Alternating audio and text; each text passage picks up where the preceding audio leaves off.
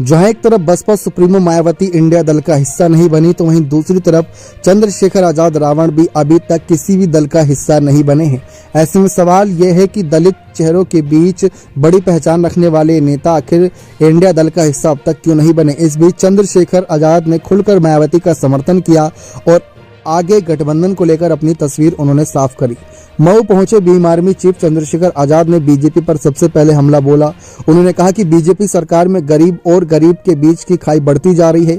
महिलाओं और बच्चों की सुरक्षा पर भी दांव लगा हुआ है। गरीब, मजदूर, किसान, व्यापारी काफी परेशान है। इसलिए हमारा पूरा प्रयास है बीजेपी सरकार को ताकत के साथ रोकना। आजाद समाज पार्टी के मुखिया ने कार्यकर्ता सम्मेलन को संबोधित करते हुए कहा कि जय भीम का नारा लगाने से कोई कार्यकर्ता नहीं हो जाता है, हल्ला करने से विचारधारा भी आगे नहीं बढ़ती है। उन्होंने डॉक्टर भीमराव अंबेडकर के हवाले से कहा कि समझदारों की भीड़ में कोई बेवकूफ अच्छे कपड़े पहनकर बैठ जाए तो वह तब तक नहीं समझ में आता जब तक कुछ बोलना या करना शुरू नहीं कर दे। उन्होंने कार्यकर्ताओं को नसीहत देते हुए कहा कि इसलिए अच्छे काम और बातों से आप अपनी विचारधारा को आगे बढ़ाएं। चंद्रशेखर ने कार्यकर्ताओं को लोकसभा चुनाव की तैयारियों के संबंध में दिशा निर्देश दिए हैं। इस बीच बसपा सुप्रीमो ने लोकसभा चुनाव में गठबंधन नहीं करने का फैसला किया। चंद्रशेखर आजाद ने मायावती के अकेले चुनाव लड़ने को निजी फैसला बताया। उन्होंने कहा कि मायावती ने कुछ सोच समझकर ही फैसला लिया होगा। साथ ही उन्होंने कहा कि मायावती ने फैसला कब और क्यों लिया। चंद्रशेखर आजाद ने कहा कि किसी भी मामले में हमें एक होकर लड़ना चाहिए। मैं आकलन कर रहा हूं कि उत्तर प्रदेश की जमीन क्या सोच रही है।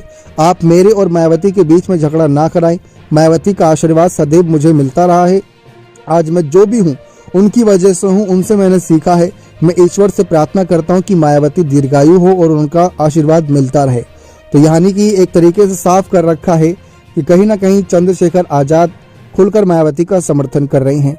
इंडिया गठबंधन में शामिल होने के सवाल पर आजाद ने कहा कि महत्वपूर्ण बिंदुओं पर विचार हो रहा है। आज बीजेपी सरकार से सीधे टकराने का समय है। सीबीआई या ईडी जैसी जांच एजेंसियों से डरने की जरूरत नहीं। बीजेपी सरकार से डर कर नहीं, डट कर मुकाबला करना है।